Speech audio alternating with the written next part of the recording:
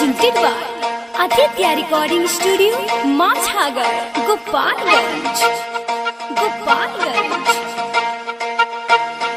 सुनी भगवान जी ना दिलवे बनाई, ना रही दिल नहीं केहू दुखाई।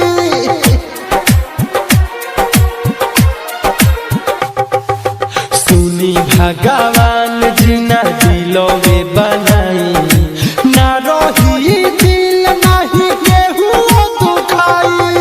DJ Amit Raj. प्यार मोहब्बत का होला ना केहू के बुझाई, ना रही दिल नहीं केहू दुखाई। सुनी भगवान जी ना दिलवे बनाई, ना रही दिल नहीं केहू दुखाई।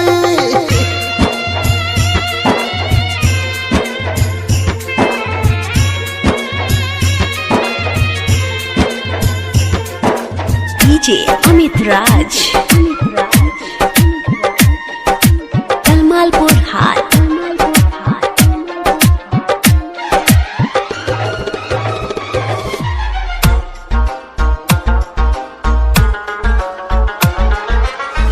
प्यार मोहब्बत अब केहू के ना भावे, मतलब खाती लोगवा दिलवा लगावे। प्यार मोहब्बत अब केहू के ना भावे, मतलब खाती लोगवा दिलवा लगावे। गिरे अखिया से लोर जब जाली सन छोड़, गिरे अखिया से लोर जब जाली सन छोड़। दिल के दर्द केहू नहीं केहू से सुनाई, ना रही दिल नहीं केहू दुखाई। सुनी भगवान जी ना दिलवे बनाई, ना रही दिल नहीं केहू दुखाई।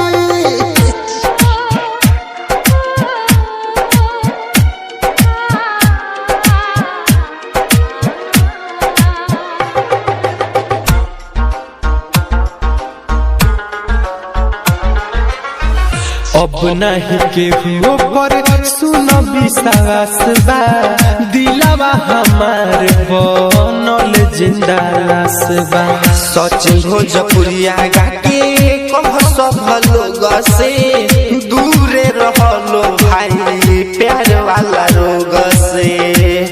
कहे दीपक दीवाना करेली सब बहाना, कहे दीपक दीवाना करेली सब बहाना।